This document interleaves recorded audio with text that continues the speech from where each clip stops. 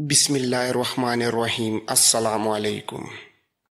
انہیں خضر الحیات کے قتل اور مصلح الدین کی گرفتاری کا بھی علم نہیں تھا۔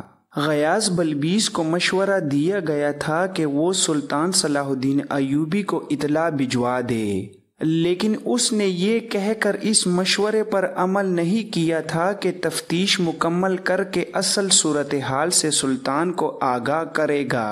فاطمہ کو گشتی دستے کے کمانڈر نے رات الگ خیمے میں رکھا۔ سحر کا دھند ابھی صاف نہیں ہوا تھا۔ اب اسے اور 3 نقاب پوشوں کو 8 محافظوں کے ساتھ قاہرہ کے لیے روانہ کر دیا گیا۔ یہ قافلہ سورج غروب ہونے کے بعد قاہرہ پہنچا اور سیدھا کوتوالی گیا۔ غیاث بلبیس اس واردات کی تفتیش میں مصروف تھا۔ اس وقت وہ تہخانے میں تھا۔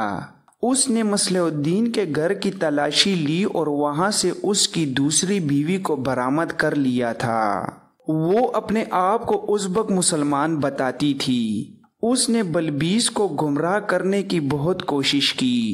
اس کے جواب میں بلبیس نے اسے اس کوٹھری کی جھلک دکھائی جہاں بڑے بڑے سخت جان مرد بھی سینے کے راز اگل دیا کرتے تھے۔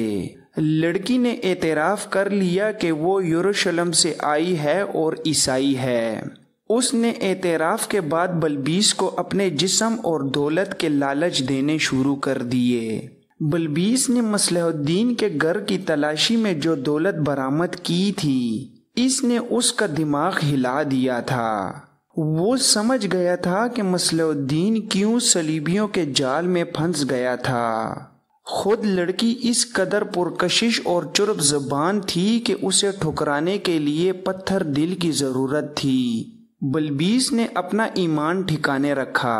اس نے دیکھ لیا تھا کہ یہ تو کوئی بہت بڑی سازش تھی جس کی کڑیاں یروشلم سے جا ملتی ہیں۔ اس نے لڑکی سے کہا کہ وہ ہر ایک بات بتا دے۔ لڑکی نے جواب میں کہا، میں جو کچھ بتا سکتی تھی بتا دیا ہے۔ اس سے آگے کچھ بتاؤں گی تو یہ صلیب کے ساتھ دھوکا ہوگا۔ میں صلیب پر ہاتھ رکھ کر حلف اٹھا چکی ہوں کہ اپنے فرض کی ادائیگی میں جان دے دوں گی۔ میرے ساتھ جو سلوک کرنا چاہو کر لو، کچھ نہیں بتاؤں گی۔ اگر مجھے آزاد کر کے یروشلم یا کرک پہنچا دو گے تو منہ مانگی دولت تمہارے قدموں میں رکھ دی جائے گی۔ مصلح الدین تمہاری قید میں ہے، اس سے پوچھ لو، وہ تمہارا بھائی ہے، شاید کچھ بتا دے۔ بلبیس نے اس سے مزید کچھ بھی نہ پوچھا۔ وہ مصلح الدین کے پاس چلا گیا۔ مصلح الدین بڑی بری حالت میں تھا۔ اسے چھت کے ساتھ اس طرح لٹکایا گیا تھا کہ رسہ کلائیوں سے بندھا تھا اور اس کے پاؤں فرش سے اوپر تھے۔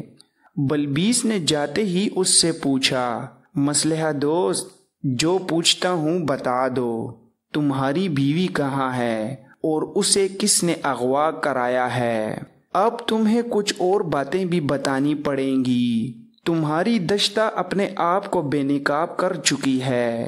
مصلح الدین نے غصے اور درد سے دانت پیس کر کہا، کھول دے مجھے ذلیل انسان، امیر مصر کو آنے دے، میں تیرا یہی حشر کراؤں گا۔ اتنے میں بلبیس کے ایک اہلکار نے آ کر اس کے کان میں کچھ کہا۔ حیرت سے اس کی آنکھیں ٹھہر گئیں۔ وہ دوڑتا ہوا تہخانے سے نکلا اور اوپر چلا گیا۔ وہاں مصلح الدین کی بیوی اور اسے اغوا کرنے والے 3 آدمی بیٹھے تھے۔ فاطمہ نے اسے بتایا کہ وہ کس طرح اغوا ہوئی اور تینوں کس طرح پکڑے گئے ہیں۔ بلبیس فاطمہ اور 3 مجرموں کو تہخانے میں لے گیا اور مصلح الدین کے سامنے جا کھڑا کیا۔ مصلح الدین نے انہیں دیکھا اور آنکھیں بند کر لیں۔ بلبیس نے پوچھا، ان تینوں میں سے قاتل کون ہے؟ مصلح الدین خاموش رہا۔ بلبیس نے 3 مرتبہ پوچھا، وہ پھر بھی خاموش رہا۔ بلبیس نے تہخانے کے ایک آدمی کو اشارہ کیا۔ وہ آدمی آگے گیا اور مصلح الدین کی کمر کے گرد بازو ڈال کر اس کے ساتھ لٹک گیا۔ اس آدمی کا وزن مصلح الدین کی کلائیاں کاٹنے لگا۔ جو رسے سے بندھی ہوئی تھیں۔ اس نے درد سے چیختے ہوئے کہا، درمیان والا۔ بلبیس تینوں کو الگ لے گیا اور انہیں کہا کہ وہ بتا دیں کہ وہ کون ہیں اور یہ سارا سلسلہ کیا ہے، ورنہ یہاں سے زندہ نہیں نکل سکیں گے۔ انہوں نے آپس میں مشورہ کیا اور بولنے پر رضامند ہو گئے۔ بلبیس نے انہیں الگ الگ کر دیا اور فاطمہ کو اوپر لے گیا۔ فاطمہ نے اسے وہی بات سنائی جو سنائی جا چکی ہے۔ اس نے اپنے متعلق یہ بتایا کہ اس کی ماں سوڈانی اور باپ مصری ہے۔ 3 سال پہلے وہ اپنے باپ کے ساتھ مصر آئی۔ مصلح الدین نے اسے دیکھ لیا اور اس کے باپ کے پاس آدمی بھیجے۔ اسے یہ معلوم نہیں کہ رقم کتنی طے ہوئی۔ باپ اسے مصلح الدین کے گھر چھوڑ گیا اور ایک تھیلی لے کر چلا گیا۔ مصلح الدین نے ایک عالم اور چند ایک آدمیوں کو بلا کر باقاعدہ نکاح پڑھوایا اور وہ اس کی بیوی بن گئی۔ اسے شک تھا کہ باپ اسے یہاں بیچنے کے لیے ہی لایا تھا۔ مصلح الدین کے خلاف اسے کبھی بھی شک نہیں ہوا تھا کہ وہ اتنا برا آدمی ہے۔ وہ شراب نہیں پیتا تھا۔ اس کی باہر کی سرگرمیوں کے متعلق فاطمہ کو کچھ بھی معلوم نہیں تھا۔ فاطمہ نے مزید بتایا کہ شادی کے فوراً بعد مصلح الدین میں ایک تبدیلی آئی۔ وہ رات بہت دیر تک باہر رہنے لگا۔ ایک رات فاطمہ نے دیکھا کہ وہ شراب پی کر آیا ہے۔ فاطمہ کا باپ شرابی تھا۔ وہ شراب کی بو اور شرابی کو پہچان سکتی تھی۔ اس نے مصلح الدین کی محبت کی خاطر یہ بھی برداشت کیا۔ پھر گھر میں رات کے وقت اجنبی آدمی آنے لگے۔ مصلح الدین نے ایک رات فاطمہ کو اشرفیوں کی 2 تھیلیاں اور سونے کے چند ایک ٹکڑے دکھا کر گھر میں رکھ لیے، اور ایک رات جب وہ شراب میں بدمست ہو کر آیا تو اس نے فاطمہ سے کہا، اگر مصر کا شمالی علاقہ جو بحیرہ روم کے ساحل کے ساتھ ملتا ہے مجھے مل جائے تو تم پسند کرو گی، یا سوڈان کی سرحد کے ساتھ کا علاقہ؟ تم جو پسند کرو اس کی تم ملکہ ہوگی اور میں بادشاہ۔ فاطمہ اتنے اونچے دماغ کی لڑکی نہیں تھی کہ اس سلسلے میں اس سے کچھ پوچھتی۔ وہ سمجھی کہ اس کا خاوند زیادہ شراب پی کر بہک گیا ہے۔ ہوش میں وہ ایسی باتیں نہیں کرتا تھا۔ پھر ایک روز ایک بڑی حسین لڑکی اس کے گھر لائی گئی۔ ساتھ 2 آدمی تھے۔ یہ لڑکی اس کے گھر میں ہی رہی۔ نکاح نہیں پڑھا گیا۔ اس لڑکی نے فاطمہ کو دوست بنانے کی بہت کوشش کی، لیکن اسے اس لڑکی سے نفرت ہو گئی۔ اس لڑکی نے اس سے اس کا خاوند چھین لیا۔ اس کے بعد خضر الحیات کے قتل کا واقعہ ہوا۔ تینوں نکاح پوشوں نے بلبیس کو غلط باتیں بتانے کی کوشش کی، لیکن بلبیس انہیں راستے پر لے آیا۔ تینوں نے الگ الگ جو بیان دیے، ان سے یہ انکشاف ہوا کہ تینوں حشیشن کے گروہ کے آدمی ہیں۔ انہیں صلیبیوں کی طرف سے مصلح الدین کے ساتھ لگایا گیا تھا۔ مصلح الدین کو بے شمار دولت اور ایک عیسائی لڑکی دی گئی تھی، اور یہ وعدہ کہ صلاح الدین ایوبی کے خلاف بغاوت کامیاب کرا دے تو مصر کے سرحد کے ساتھ اسے ایک الگ ریاست بنا کر دی جائے گی، جس کی حکمرانی اس کے ہاتھ میں اور اس عیسائی لڑکی کے ہاتھ میں ہوگی۔ مصلح الدین نے اعلیٰ حکام کو اپنے ہاتھ میں لینا شروع کر دیا تھا، مگر خضر الحیات اس کے ہاتھ میں نہیں آ رہا تھا۔ مالیات اور بیت المال پر قبضہ ضروری تھا، جو خضر الحیات کی موجودگی میں ممکن نہ تھا۔ خزانے کا محافظ دستہ جانبازوں کا منتخب گروہ تھا۔ مصلح الدین خضر الحیات کو قتل کروا کے اس دستے کو تبدیل کرانا چاہتا تھا۔ اس میں باغی افراد رکھنے تھے اور 2 حشیشن کے۔ ان تینوں کے ذمے ہر اس حاکم کا قتل تھا جس کا فیصلہ مصلح الدین کو کرنا تھا۔ انہیں اس کام کی اجرت صلیبیوں کی طرف سے باقاعدہ مل رہی تھی۔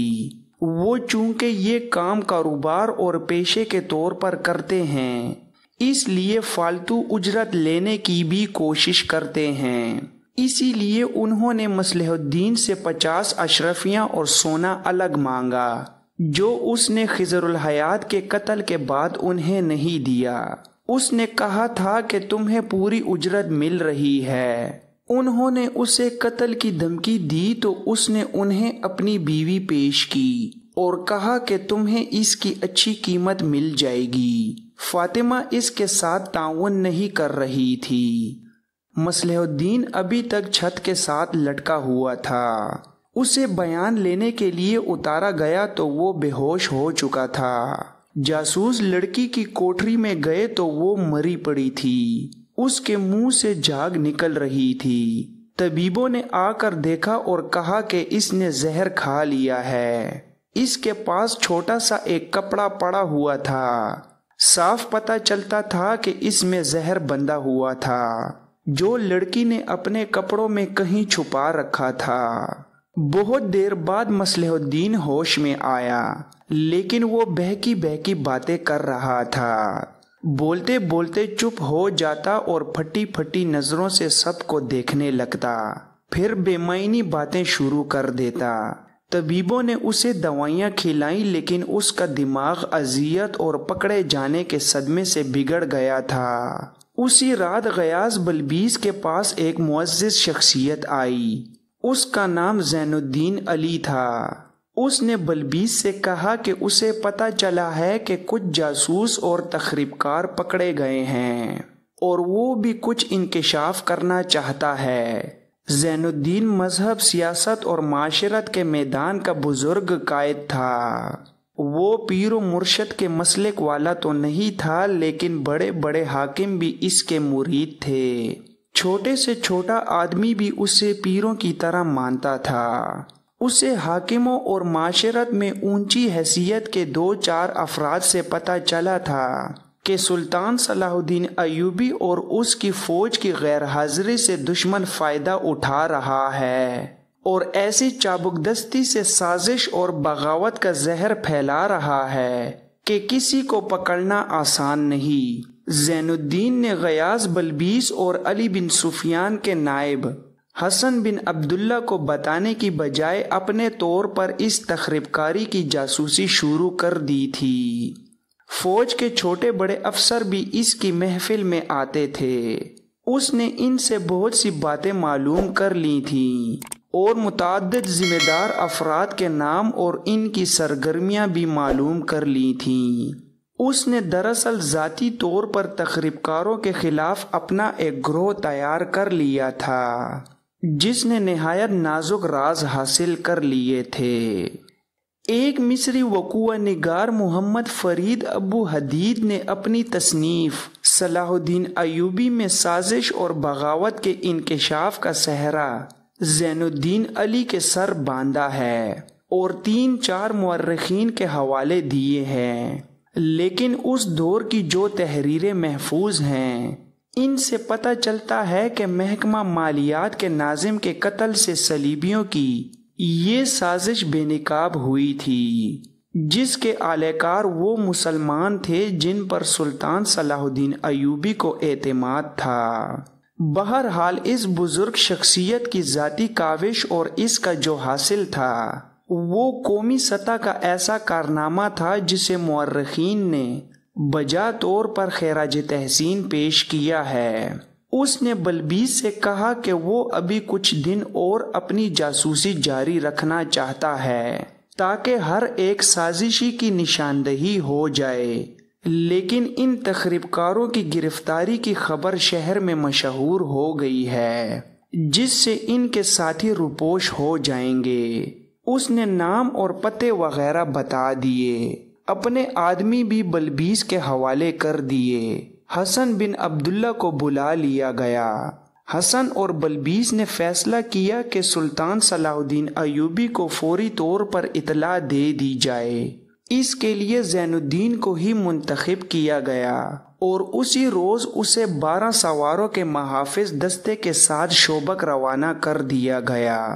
تیسری شام یہ قافلہ شوبک پہنچ گیا۔ سلطان صلاح الدین ایوبی نے جب زین الدین کو دیکھا تو حیران بھی ہوا اور خوش بھی۔ وہ اس شخصیت سے واقف تھا، بغلگیر ہو کر ملا۔ زین الدین نے کہا، میں کوئی اچھی خبر نہیں لایا، ناظم مالیات خضر الحیات قتل ہو چکا ہے اور اس کا قاتل آپ کا نائب مصلح الدین کوتوالی میں پاگل ہو گیا ہے۔ سلطان کا رنگ پیلا پڑ گیا۔ زین الدین نے اسے تسلی دی اور تفصیلات بتائیں اس فوج کے متعلق جو مصر میں تھی۔ اس نے بتایا کہ اس میں بے اطمینانی پھیلا دی گئی ہے۔ اس قسم کی افواہیں پھیلائی گئی ہیں کہ شوبک کو سر کرنے والی فوج کو سونے چاندی سے مالا مال کر دیا گیا ہے اور اسے عیسائی لڑکیاں بھی دی گئی ہیں۔ مصر والی فوج میں یہ دہشت بھی پیدا کر دی گئی ہے کہ سوڈانیوں کا بہت بڑا لشکر مصر پر حملہ کرنے والا ہے، جسے مصر کی یہ تھوڑی سی فوج نہیں روک سکے گی۔ اس فوج کے ہر ایک سپاہی کو قتل کر دیا جائے گا اور صلاح الدین ایوبی چاہتا ہی یہی ہے کہ یہ فوج قتل ہو جائے۔ اس کے علاوہ یہ افواہ بھی پھیلائی گئی ہے کہ سلطان صلاح الدین ایوبی محاذ پر شدید زخمی ہو گیا ہے، شاید زندہ نہیں رہے گا۔ اس کے کمانڈر وہاں منمانی کر رہے ہیں۔ زین الدین نے بتایا کہ سلطان صلاح الدین ایوبی کے زخمی ہونے کی خبر پر یقین کر لیا گیا ہے، اسی لیے مصلح الدین جیسے حاکم مصر کو صلیبیوں کی مدد سے چھوٹے چھوٹے ٹکڑوں میں تقسیم کرنے اور اپنی اپنی خود مختار ریاستوں کے قائم کرنے کے انتظامات کر رہے ہیں۔ سلطان ایوبی نے وقت ضائع کیے بغیر برق رفتار قاصد بلایا اور نور الدین زنگی کے نام ایک پیغام میں مصر کے یہ سارے حالات لکھے اور اس سے فوجی مدد مانگی۔ اس نے لکھا کہ میں یہاں رہتا ہوں تو مصر ہاتھ سے جاتا ہے، چلا جاتا ہوں تو شوبک کی فتح شکست میں بدل جائے گی، لیا ہوا علاقہ کسی قیمت پر واپس نہیں دیا جائے گا۔ میں ابھی فیصلہ نہیں کر سکا کہ یہاں رہوں یا مصر چلا جاؤں۔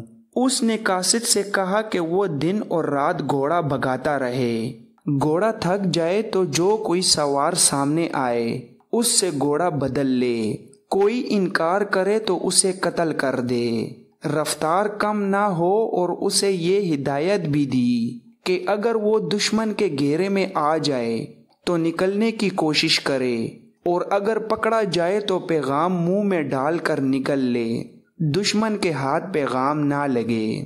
قاصد روانہ ہو گیا۔ سلطان صلاح الدین ایوبی نے ایسا ہی ایک اور قاصد بلایا اور اسے اپنے بھائی تقی الدین کے نام پیغام لکھ کر اسے وہی ہدایات دیں جو پہلے قاصد کو دی تھیں۔ اس پیغام میں اس نے بھائی کو لکھا کہ تمہارے پاس جو کچھ بھی ہے، جتنے لڑاکا آدمی اکٹھے کر سکتے ہو، گھوڑوں پر سوار ہو جاؤ اور قاہرہ پہنچو۔ راستے میں بلا ضرورت رکنا نہیں۔ مجھے معلوم نہیں کہ میں تمہیں کہاں ملوں گا بھی یا نہیں۔ اگر قاہرہ میں ہماری ملاقات نہ ہو سکی اور اگر میں زندہ نہ رہا تو عمارت مصر سنبھال لینا۔ مصر بغداد کی خلافت کی مملکت ہے اور اللہ ذوالجلال نے اس مملکت کی ذمہ داری ایوبی خاندان کو سونپی ہے۔ روانگی سے قبل قبلہ والد محترم نجم الدین ایوب کے آگے جھکنا اور انہیں کہنا کہ وہ تمہاری پیٹھ پر ہاتھ پھیرے، اللہ تمہارے ساتھ ہے۔ میں جہاں ہوں وہاں اسلام کا پرچم سرنگوں نہیں ہوگا، تم مصر میں اس پرچم کو سربلند رکھو۔ اس طرح یہ قاصد بھی روانہ ہو گیا۔ ان دونوں میں سے جو قاصد نور الدین زنگی کے پاس پہنچا، اس کی جسمانی حالت یہ تھی کہ اس کا بایاں بازو تلواروں کے زخموں سے کیما بنا ہوا تھا اور اس کی پیٹھ میں ایک تیر اترا ہوا تھا۔ وہ زنگی کے قدموں میں گرا، اتنا ہی کہہ سکا کہ راستے میں دشمن مل گیا تھا، اس حال میں پیغام لے کے نکلا ہوں۔ اس نے پیغام زنگی کے ہاتھ میں دیا اور شہید ہو گیا۔ نور الدین زنگی کی فوج جب شوبک کے قریب پہنچی تو قلعے اور شہر میں اعلان ہو گیا کہ صلیبیوں کا بہت بڑا حملہ آ رہا ہے۔ گرد آسمان تک جا رہی تھی، پتہ نہیں چلتا تھا کہ گرد میں کیا ہے۔ امکان یہی ہے کہ یہ صلیبی فوج ہے۔ ایک لمحہ ضائع کیے بغیر شوبک کی فوج مقابلے کے لیے تیار ہو گئی، لیکن گرد میں جو جھنڈے نظر آئے وہ اسلامی تھے۔ پھر گرد میں اللہ کی حمد و ثنا کے نعرے سنائی دیے۔ قلعے سے سلطان صلاح الدین ایوبی کے نائبین استقبال کے لیے آگے چلے گئے۔ 3-4 روز بعد صبح سویرے قاہرہ میں جو فوج تھی اسے میدان میں جمع ہونے کا حکم ملا۔ فوجی چہمگوئیاں کرنے لگے کہ انہیں تیاری کا حکم ملا ہے۔ بعض نے کہا کہ بغاوت ہوگی، کسی نے کہا کہ سوڈانیوں کا حملہ آ رہا ہے۔ ان کے کمانڈروں تک کو علم نہیں تھا کہ اس اجتماع کا مقصد کیا ہے۔ یہ حکم فوج کی مرکزی کمان سے جاری ہوا تھا۔ جب تمام فوج اپنی ترتیب سے میدان میں آ گئی تو ایک طرف سے 6-7 گھوڑے دوڑتے آئے۔ سب دیکھ کر حیران رہ گئے کہ سب سے آگے صلاح الدین ایوبی تھا۔ سب جانتے تھے کہ وہ شوبک میں ہے۔ سلطان صلاح الدین ایوبی نے ایک عجیب حرکت کی۔ اس نے تہبند کے سوا تمام کپڑے اتار کر پھینک دیے، سر بھی ننگا کر دیا اور فوج کی تمام صفوں کے سامنے سے گھوڑا دل کی چال چلاتا گزر گیا۔